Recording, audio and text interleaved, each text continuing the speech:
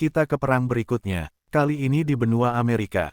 Amerika Serikat di abad ke-19 muncul sebagai kekuatan baru, dengan ditopang ekonominya yang berkembang pesat. Kekuatan perang Amerika diuji dalam dua perang besar dengan hasil meyakinkan mengalahkan tetangganya Meksiko tahun 1846 sampai tahun 1848 dan mengambil sebagian wilayahnya. Dan Perang Saudara tahun 1861 sampai tahun 1865 yang nyaris membubarkan Amerika. Dalam dua perang tersebut Amerika Serikat membuktikan ketangguhan militernya, menutup kemungkinan intervensi pihak asing.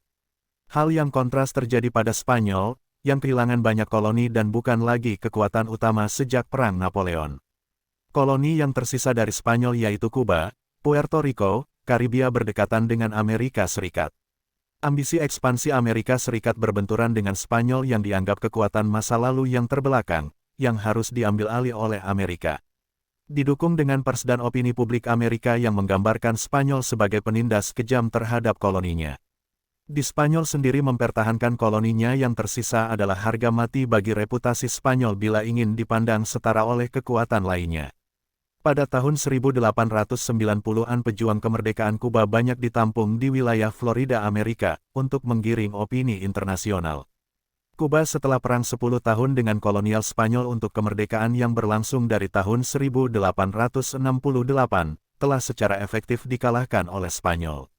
Namun letupan kecil konflik masih sering terjadi dan dukungan opini publik Amerika atas Kuba yang ditindas secara brutal oleh Spanyol.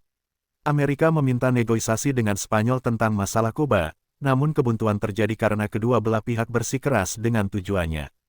Inggris, Perancis dan Rusia mendukung Amerika sepanjang negosiasi tersebut.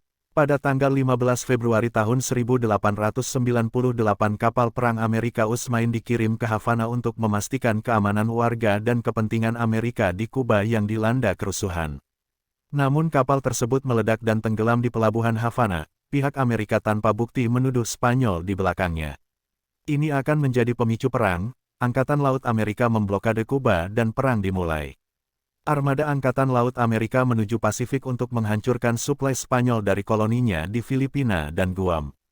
Pada tanggal 1 Mei tahun 1898 Angkatan Laut Amerika mengalahkan armada Spanyol di Teluk Manila. Amerika menduduki Filipina. Dilanjutkan merebut Guam tanggal 20 Juni tahun 1898. Di Karibia Angkatan Laut Amerika juga mendominasi dan memburu Angkatan Laut Spanyol. Pada tanggal 22 sampai tanggal 24 Juni tahun 1898 pasukan marinir Amerika mendarat di Teluk Guantanamo, Kuba, diikuti selanjutnya oleh Angkatan Darat, merebut kota pelabuhan Santiago. Dan Angkatan Laut Amerika mengalahkan Angkatan Laut Spanyol di pelabuhan tersebut. Koloni Spanyol lainnya Puerto Rico juga diblokade dan mendaratkan pasukan Amerika di sana.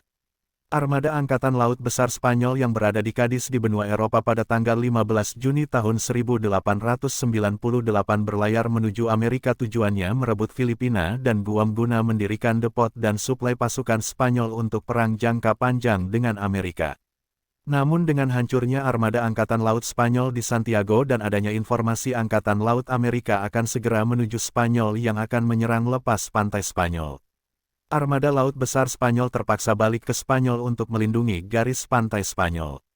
Armada ini lebih besar dan kuat daripada armada Laut Amerika Serikat. Dengan kalahnya armada Laut Spanyol di Kuba dan Filipina, Spanyol bersedia berdamai pada tanggal 12 Agustus tahun 1898. Perjanjian damai ditandatangani di Paris pada tanggal 10 Desember tahun 1898.